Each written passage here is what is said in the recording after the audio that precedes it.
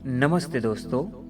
मेरा नाम धनराज सिंह चारण है और लोग मुझे हमसफ़र के नाम से जानते हैं। मैं एक लेखक और विचारक हूँ जो आध्यात्म, प्रेम, भक्ति जैसे विषयों पर लिखता और अपने अनुभव साझा करता हूँ। मेरा उद्देश्य है पाठकों और दर्शकों तक जीवन, प्रेम और समर्पण के गहरे अर्थ पहुँचाना। मेरा यूट्यूब चैनल रूह की महक इसी उद्देश्य को आगे बढ़ाता है। आज मैं आपके साथ राधा, कृष्ण और रुक्मणी के प्रेम त्रिकोण की कहानी साझा करूंगा। यह केवल व्यक्तिगत लगाव की कहानी नहीं, बल्कि भावनात्मक गहराई, स्थिरता, त्याग और समर्पण का प्रतीक है, जो जीवन और भक्ति के मार्ग को उजागर करता है। तो दोस्तों, पहले भाग का प्रारंभ कर रहा हूँ। उसका नाम मैंने दिया है, भाग 1 का नाम दिया है कि राधा का प्रेम, भावनात्मक गहराई और आत्मिक जुड़ाव। सबसे पहले वहां से शुरू करेंगे। इस भाग में मैं राधा और कृष्ण के प्रारंभिक संबंध और उनके प्रेम की गहराई के बारे में बताऊंगा। हम देखेंगे कि राधा का प्रेम किस प्रकार भावनाओं और आत्मा की गहराई से जुड़ा हुआ था और कृष्ण की भूमिका इस प्रेम में कैसे महत्वपूर्ण थी। राधा, जिनकी भावनाओं की गहराई और आत्मिक संवेदनशीलता अद्भुत थी, कृष्ण के प्रति प्रेम में उस तरह की पूर्णता और निर्भीकता लिए हुए थी जिसे कोई रोक नहीं सकता था। राधा का प्रेम केवल रोमांस नहीं था, यह आत्मा की गहराई से उत्पन्न होने वाला एक आध्यात्मिक ज्वार था जो हर पल उनके जीवन और अस्तित्व को कृष्ण के चारों ओर केंद्रित करता था। उनकी हर धड़कन, हर सांस, हर नज़र केवल कृष्ण के लिए समर्पित थी। राधा का प्रेम ऐसा था जैसे एक नदी कभी थमती नहीं, हर क्षण बहती रहती है और अपने चारों ओर जीवन को संवारा देती है। जब राधा कृष्ण के सामने होती तो ऐसा लगता जैसे उनकी आत्मा स्वयं कृष्ण के प्रति खींची चली जाती है। उनके प्रेम में उस तरह की निर्भीकता और उत्साह था कि कोई सीमा या बाधा उसे रोक नहीं सकती थी। राधा अपने प्रेम में इतनी स्पष्ट और गहरी थी कि उसका हर भाव, हर विचार कृष्ण से जुड़ा हुआ प्रतीत होता था। उनका प्रेम संवेदनशील, सच्चा, निष्कलंक और पूर्ण था। राधा की भावनाओं में एक अद्भुत संगीत जैसी लय थी। उनके मन की धड़कनें, उनकी नज़रों की बातें, उनकी मुस्कान और उनका मौन, सब कुछ कृष्ण के प्रति प्रेम की भाषा बोलता था। जब वह कृष्ण की याद में खो जाती तो ऐसा लगता जैसे उनका संपूर्ण अस्तित्व उस प्रेम के जाल में बंध चुका हो। उनकी स्मृतियाँ, उनकी कल्पनाएं, उनका हर सपना, हर इच्छा केवल कृष्ण की ओर निर्देशित रहती थी। राधा के प्रेम में केवल व्यक्तिगत इच्छा या आकर्षण नहीं था, यह प्रेम आत्मा की गहराई से निकलता था और उसे कृष्ण के चारों ओर बहते रहने के लिए निरंतर प्रेरित करता था। उनके प्रेम का संवेदी पहलू उन्हें कभी कभी दुख और पीड़ा की ओर भी खींचता था, क्योंकि उनका प्रेम इतनी तीव्रता और गहराई से जुड़ा था कि कृष्ण की अनुपस्थिति में उनके मन में खालीपन और तड़प पैदा होती थी। लेकिन यह प्रेम केवल व्यक्तिगत या आत्म केंद्रित नहीं था। राधा का प्रेम एक सामूहिक और सार्वभौमिक भाव भी था। यह प्रेम उनकी आत्मा और कृष्ण के बीच की दिव्यता का प्रतीक था। उनका प्रेम कृष्ण की आत्मा और उनके चारों ओर फैल रही खुशियों, दुखों, कर्तव्यों और जीवन के विभिन्न पहलुओं का अनुभव करने में संलग्न था। राधा का प्रेम कविताओं और गीतों की तरह जीवंत था। उन्होंने प्रेम को केवल महसूस नहीं किया, बल्कि उसे व्यक्त भी किया। उनके हर अल्फाज, हर दृष्टि, हर हाव भाव में कृष्ण की छवि समाहित थी। यह प्रेम एक यात्रा की तरह था जो केवल कृष्ण के साथ जुड़ी थी। राधा की यह यात्रा कभी स्थिर नहीं थी, यह भावनाओं, अनुभवों और संवेदनाओं के बीच निरंतर चलती रहती थी। राधा के प्रेम में एक तीव्र उत्साह, एक जीवंतता थी। वह प्रेम में खुलकर अपने जज्बात व्यक्त करती। कभी कभी उनका प्रेम छिप कर भी अपने आप में एक रहस्य की तरह चलता रहता। यह रहस्य उनकी आंतरिक गहराई, संवेदनशीलता और आत्मिक शक्ति का प्रतीक था। राधा का प्रेम केवल दृष्टिगत नहीं बल्कि अनुभव और भावना के स्तर पर भी गहरा और निरंतर था। उनके प्रेम में एक दृढ़ता और धैर्य भी था। वह कृष्ण की अनुपस्थिति, उनके कार्यों और उनके जीवन की व्यस्तताओं के बावजूद अपने प्रेम को स्थिर और निरंतर बनाए रखती थी। यह प्रेम का एक प्रकार की भावनात्मक समर्पण की शक्ति था जो उनके जीवन की दिशा, उनकी आत्मिक यात्रा को पूर्ण बनाती थी। राधा का प्रेम केवल प्रेम नहीं था, यह एक आध्यात्मिक ऊर्जा थी जो कृष्ण के चारों ओर फैलती रहती थी। उनके प्रेम की तीव्रता, उनके अस्तित्व, उनके अनुभव और उनके जीवन के हर पहलू में झलकती थी। यह प्रेम जीवन के हर अंग, हर दुख, हर खुशी और हर अनुभव को कृष्ण के साथ जोड़ता था। राधा की यह आत्मिक यात्रा उन्हें केवल कृष्ण से जोड़ती थी, बल्कि उन्हें प्रेम की सच्ची परिभाषा, त्याग और समर्पण की अनुभूति भी कराती थी। उनका प्रेम भावनाओं की गहराई, संवेदनाओं की तीव्रता और आत्मिक जुड़ाव का प्रतीक था। दोस्तों, पहले भाग में आपने राधा को सुना। राधा क्या थी, वो प्रेम में क्या करती थी, वो सुना। अब आप इसका दूसरा भाग सुनेंगे जिसका नाम मैंने रखा है कि रुक्मणी का प्रेम, स्थिरता, भक्ति और त्याग। इसमें आप रुक्मणी के प्रेम के बारे में जानेंगे कि इस भाग में हम रुक्मणी के प्रेम और समर्पण पर ध्यान देंगे।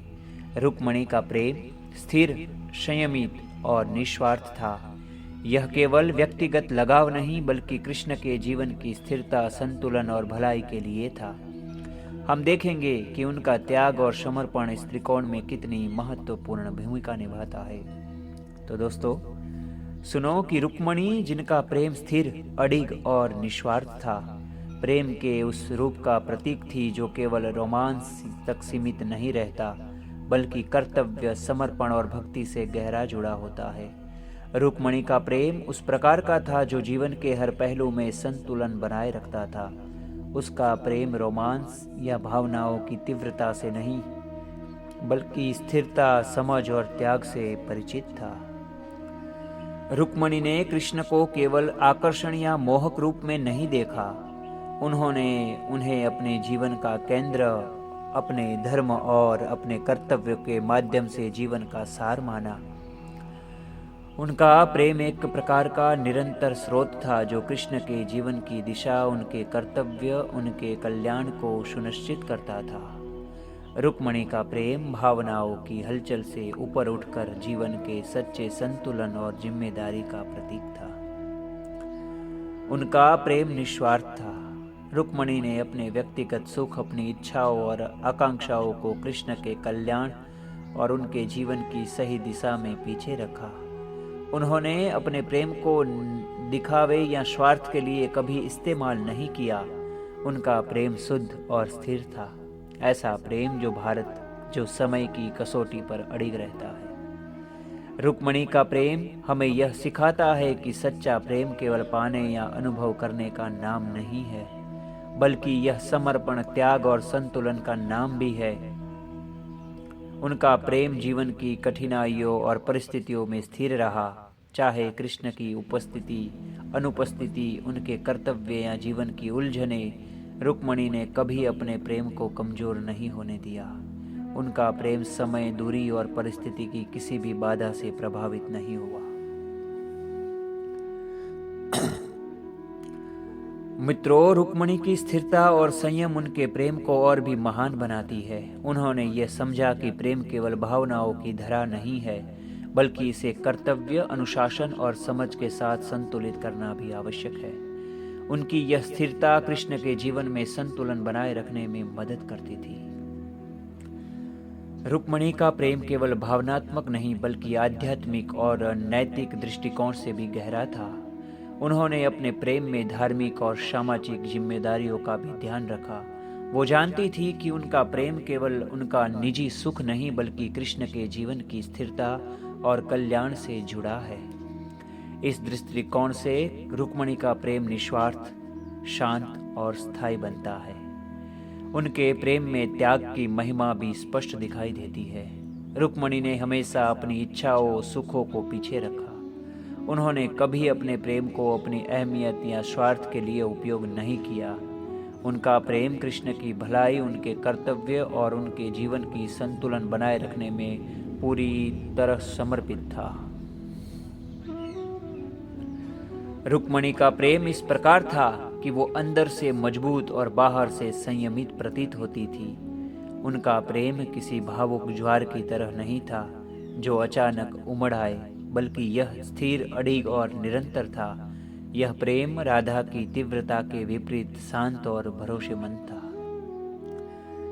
रुक्मणी की भक्ति और त्याग का एक उदाहरण यह भी है कि उन्होंने हमेशा कृष्ण की इच्छाओं और कार्यों का सम्मान किया। उन्होंने कभी अपनी इच्छाओं या आकांक्षाओं को उनके रास्ते में बाधा नहीं बनने दिया। उनका प्रेम एक सच्चा सहयोगी और मार्गदर्शक बनकर कृष्ण के जीवन की राह को सही दिशा में रखता था। उनकी स्थिरता और त्याग ने यह साबित किया कि प्रेम केवल आकर्षण या भावनाओं का नाम नहीं है, यह एक जीवन दृष्टिकोण और जिम्मेदारी और भक्ति भी है। रुक्मणी ने अपने प्रेम में यह समझा कि केवल प्रेम व्यक्त करने से काम नहीं चलता, उसे निभाना, संतुलित करना, रखना, त्याग करना भी आवश्यक है।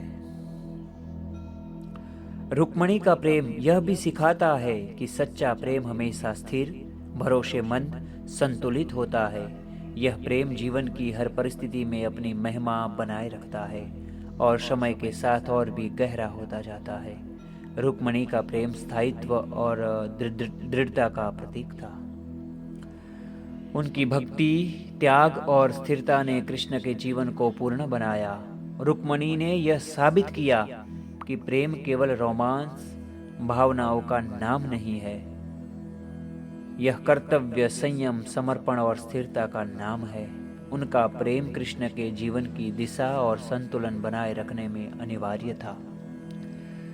रुक्मणी का प्रेम स्थिर, अडिग और निस्वार्थ था। यह प्रेम न केवल उनकी आत्मा की शक्ति को दर्शाता है, बल्कि यह दर्शाता है कि सच्चा प्रेम किसी भी परिस्थिति में टिकाऊ, भरोसेमंद और दिव्य होता है।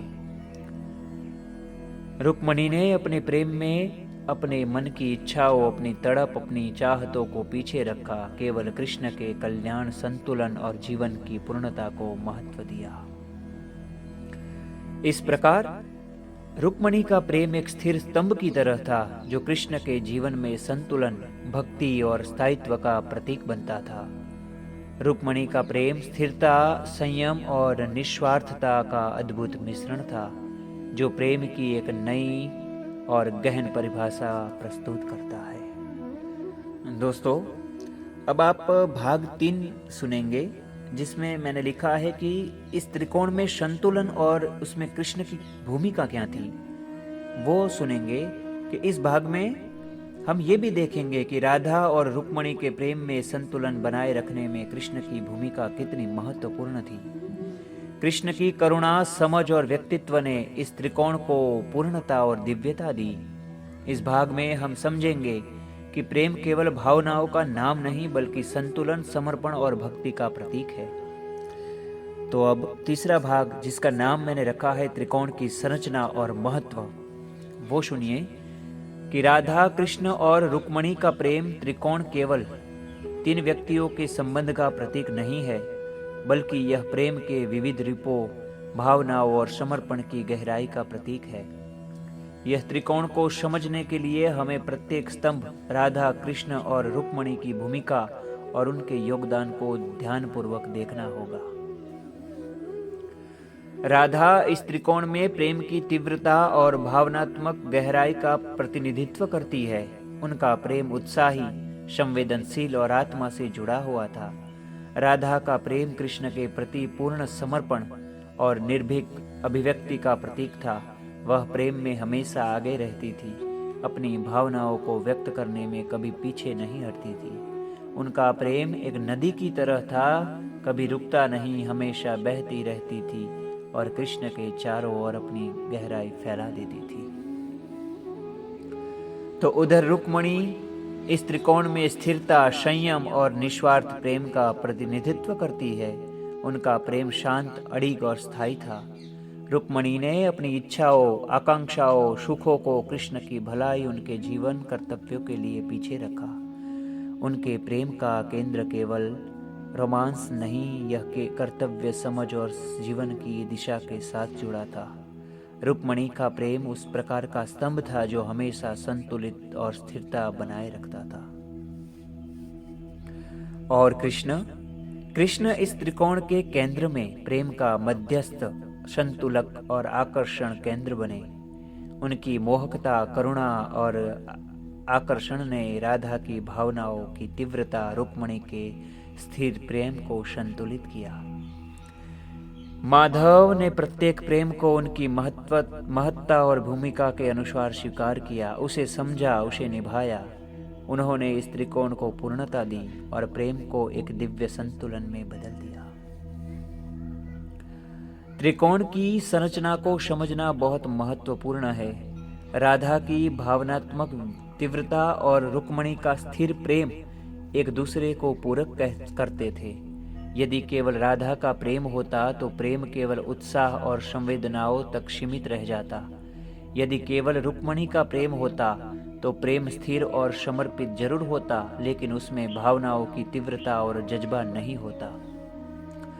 दोनों का मिलन राधा की गहराई और रुक्मणी की स्थिरता कृष्ण के चारों ओर एक पूर्ण संतुलित प्रेम का वातावरण बनाता था।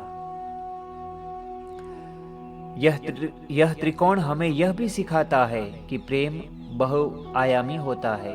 प्रेम केवल आकर्षण या रोमांस नहीं होता, इसमें भावनाएं, समर्पण, त्याग, संतुलन भी शामिल होता है। राधा के प्रेम में गहराई, आत्मिक जुड़ाव था।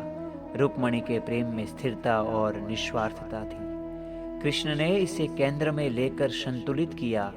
इस संतुलन के बिना प्रेम अधूरा रहता। त्रिकोण का एक और महत्वपूर्ण पहलू है समय और भूमिका का संतुलन। राधा और रुक्मणी का प्रेम अलग अलग तरीके से प्रकट होता था, लेकिन कृष्ण ने दोनों के प्रेम की महत्ता को समझा।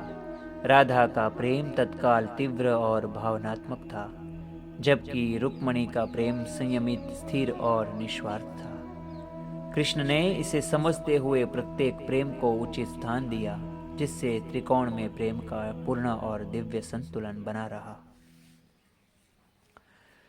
त्रिकोण की यह संरचना केवल व्यक्तिगत प्रेम के लिए नहीं, बल्कि सामूहिक और आध्यात्मिक दृष्टिकोण से भी महत्वपूर्ण है।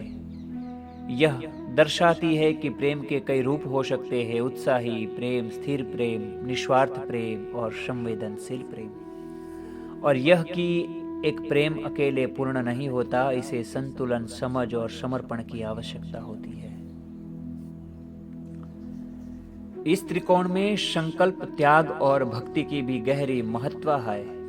रुक्मणी का त्याग और स्थिरता कृष्ण के जीवन की दिशा बनाए रखने में सहायक थी, जबकि राधा की तीव्र भावनाएं कृष्ण की आत्मिक यात्रा में गहराई जोड़ती थी। कृष्ण की करुणा और आकर्षण व्यक्तित्व ने इसे संतुलित किया। इस तरह त्रिकोण केवल प्रेम का नहीं, बल्कि भक्ति, समर्पण, त्याग और संवेदनशीलता का मिलन बन जाता है। त्रिकोण की संरचना में यह भी देखा जा सकता है कि प्रेम केवल व्यक्तित्व के आकर्षण या भावनाओं का परिणाम नहीं है। यह एक सांस्कृतिक और आध्यात्मिक दृष्टिकोण से भी जुड़ा हुआ है। राधा, कृष्ण और रुक्मणी का प्रेम त्रिकोण हमें यह सिखाता है कि सच्चा प्रेम बहुआयामी, संतुलित और स्थायी होना चाहिए। इसमें भावनाओं की तीव्रता, समर्पण की स्थिरता और समझ का संतुलन सभी शामिल है। त्रिकोण का महत्व इसलिए भी है कि यह प्रेम को व्यक्तिगत और सार्वभौमिक दोनों रूपों में स्वीकार करता है। राधा का प्रेम व्यक्तिगत आत्मा की गहराई को दर्शाता है। रुक्मणी का प्रेम जीवन और जिम्मेदारी के संतुलन को दर्शाता है, और कृष्ण इस प्रेम को जोड़कर संपूर्ण और दिव्य बनाते हैं। इस प्रकार राधा, कृष्ण और रुक्मणी का प्रेम त्रिकोण हमें सिखाता है कि प्रेम केवल रोमांस नहीं है, यह त्याग, समर्पण, समझ, स्थिरता, संतुलन का मिश्रण है। यह त्रिकोण प्रेम की पूरी परिभाषा को प्रस्तुत करता है। त्रिकोण का महत्व हमें यह भी याद दिलाता है कि प्रेम केवल अनुभव करने या पाने का नाम नहीं है, बल्कि इसे निभाने, संतुलित रखने और त्याग करने का भी नाम है। राधा और रुक्मणी के प्रेम की विविधता और कृष्ण का संतुलन इसे जीवन और भक्ति के दृष्टिकोण से गहरा बनाता है। इस त्रिकोण में हम देखते हैं कि प्रेम के 3 स्तंभ, उत्साही प्रेम मतलब राधा, स्थिर और निस्वार्थ प्रेम मतलब रुक्मणी और केंद्रित संतुलन मतलब कृष्ण, मिलकर जीवन की पूर्णता और दिव्यता का प्रतीक बनाते हैं। यह त्रिकोण केवल कहानी नहीं, बल्कि प्रेम, समर्पण, भक्ति और समझ का एक जीवंत आदर्श है। दोस्तों, आप सुन रहे हैं रूह की महक और इसका 3रा भाग समाप्त हुआ। अब इसका 4था भाग, जिसका मैंने नाम दिया है सांस्कृतिक और आध्यात्मिक आयाम। तो इस भाग में हम रुक्मणी के त्याग और स्थिर प्रेम पर ध्यान देंगे। हम समझेंगे कि कैसे रुक्मणी ने अपने सुख और इच्छाओं को पीछे रखकर कृष्ण की भलाई और जीवन के संतुलन के लिए प्रेम को समर्पित किया। यह भाग हमें सिखाता है कि सच्चा प्रेम केवल लगाव नहीं, बल्कि समर्पण, त्याग और जीवन की स्थिरता से जुड़ा हुआ है। तो दोस्तों, भाग 4 सांस्कृतिक और आध्यात्मिक आयाम सुनिए कि राधा, कृष्ण और रुक्मणी का प्रेम त्रिकोण केवल व्यक्तिगत संबंधों तक सीमित नहीं है। इसका सांस्कृतिक और आध्यात्मिक महत्व भी अत्यंत गहरा है। भारतीय संस्कृति में यह त्रिकोण प्रेम, भक्ति, समर्पण और त्याग का एक आदर्श मॉडल प्रस्तुत करता है, जो न केवल प्रेम की कहानी है, बल्कि जीवन के मार्गदर्शन और आध्यात्मिक दृष्टिकोण का प्रतीक है। अगर सांस्कृतिक दृष्टिकोण से देखें तो भारतीय संस्कृति में राधा और कृष्ण का प्रेम हमेशा भावनाओं, रोमांस और भक्ति का प्रतीक माना जाता है। राधा का प्रेम उत्साही, भावपूर्ण और आध्यात्मिक जुड़ाव का प्रतीक है। उनकी कहानियाँ, गाथाएं, भजन यह दर्शाते हैं कि प्रेम केवल आकर्षण या रोमांस नहीं, यह आत्मा के गहरे जुड़ाव, संवेदनाओं का अनुभव भी होता है। राधा का प्रेम व्यक्तिगत प्रेम का आदर्श है, जो भावनाओं और आत्मा की गहराई में बसा है। रुक्मणी का प्रेम सांस्कृतिक दृष्टि से कर्तव्य, स्थिरता और निस्वार्थता का प्रतीक है। भारतीय परंपरा में विवाह और समर्पण का महत्व अत्यधिक माना जाता है। रुक्मणी ने अपने प्रेम में केवल भावनाओं को नहीं, बल्कि उसे कर्तव्य, संयम और जीवन की दिशा के साथ जोड़ा। उनका प्रेम यह दर्शाता है कि प्रेम केवल आत्मिक जुड़ाव नहीं, बल्कि सामाजिक और जीवन के जिम्मेदारियों से भी जुड़ा होना चाहिए। त्रिकोण की सांस्कृतिक महत्ता इस बात में है कि यह प्रेम के विविध रूपों को सम्मान और महत्व देता है। राधा का प्रेम उत्साही और भावपूर्ण है, रुक्मणी का प्रेम स्थिर और निस्वार्थ है, और कृष्ण इसका केंद्र होकर संतुलन बनाए रखते हैं। यह दिखाता है कि प्रेम केवल रोमांस नहीं, बल्कि सामाजिक, नैतिक और आध्यात्मिक जिम्मेदारियों के साथ भी जुड़ा होता है। इसका आध्यात्मिक दृष्टिकोण देखें तो आध्यात्मिक दृष्टि से यह त्रिकोण प्रेम, भक्ति और समर्पण का प्रतीक है। राधा का प्रेम आत्मा की गहराई से जुड़ा है। यह प्रेम केवल कृष्ण के प्रति आकर्षण नहीं, बल्कि आध्यात्मिक जुड़ाव और भक्ति, सच्ची भक्ति का प्रतिनिधित्व करता है। उसकी भक्ति भावनात्मक, तीव्र और आत्मिक होती है। राधा की भक्ति में जो गहराई है, वो आत्मा और ईश्वर के संबंध को व्यक्त करती है। रुक्मणी का प्रेम स्थिर, संयमित और निस्वार्थ था। उनकी भक्ति दिखाने का स्वार्थ के लिए नहीं थी, यह सच्चे समर्पण और त्याग का प्रतीक थी। रुक्मणी ने हमेशा अपने प्रेम को कृष्ण के कल्याण, उनके जीवन की स्थिरता और संतुलन के लिए समर्पित किया। उनका प्रेम आध्यात्मिक दृष्टि से यह सिखाता है कि सच्चा प्रेम केवल पाने या महसूस करने का नहीं, बल्कि देने और संतुलन बनाए रखने का नाम है। कृष्ण इस त्रिकोण में प्रेम और भक्ति का केंद्र है। उनकी मोहकता, करुणा और समझ ने राधा की भावनाओं की तीव्रता और रुक्मणी के स्थिर प्रेम को संतुलित किया। कृष्ण का व्यक्तित्व इस त्रिकोण में प्रेम को पूर्णता, संतुलन और दिव्यता प्रदान करता है। दोस्तों, एक और पहलू है कि प्रेम का बहुआयामी हो जाता है। जब प्रेम, तब क्या होता है कि यह त्रिकोण हमें यह सिखाता है कि प्रेम बहुआयामी होता है। यह केवल रोमांस या आकर्षण नहीं है, इसमें भावनाएं, समझ, त्याग, समर्पण, स्थिरता सभी शामिल है। राधा का प्रेम आत्मिक जुड़ाव और तीव्रता को दर्शाता है। रुक्मणी का प्रेम स्थायित्व, संयम और निस्वार्थ को दर्शाता है और कृष्ण इसका केंद्र बनकर संतुलित करते हैं। त्रिकोण के सांस्कृतिक और आध्यात्मिक आयाम यह भी दिखाते हैं कि प्रेम केवल व्यक्तिगत संबंधों तक सीमित नहीं रहता। यह जीवन की, समाज और धर्म और आत्मिक जिम्मेदारियों के साथ जुड़ा होता है। रुक्मणी का प्रेम हमें यह सिखाता है कि यह सच्चा प्रेम केवल भावनाओं का नहीं बल्कि कर्तव्य, संतुलन और भक्ति का नाम है। दोस्तों, अब भाग 4 समाप्त हुआ। भाग 5 जिसका नाम रखा है मैंने प्रेम का अंतिम संदेश और सच्चाई। तो यह सुनिए कि इस भाग में हम राधा, कृष्ण और रुक्मणी के प्रेम त्रिकोण का समग्र संदेश और उनकी गहराई समझेंगे। यह भाग हमें यह बताएगा कि सच्चा प्रेम केवल लगाव या चाहत तक सीमित नहीं बल्कि आध्यात्मिक, भावनात्मक गहराई, समर्पण, त्याग, संतुलन और भक्ति से जुड़ा होता है। हम जानेंगे कि इस त्रिकोण से जीवन और आध्यात्म में क्या सीख मिलती है। राधा, कृष्ण और रुक्मणी का प्रेम त्रिकोण केवल 3 व्यक्तियों की कहानी नहीं है। यह प्रेम, भक्ति, त्याग और समर्पण का आदर्श है। इस त्रिकोण से हमें यह समझने को मिलता है कि प्रेम केवल आकर्षण तक सीमित नहीं होता बल्कि यह जीवन, जिम्मेदारी, संतुलन, दिव्यता से जुड़ा होता है। कृष्ण इस त्रिकोण के केंद्र में है। उनकी मोहकता, करुणा और समझ ने राधा की भावनाओं की तीव्रता और रुक्मणी के स्थिर प्रेम को संतुलित किया।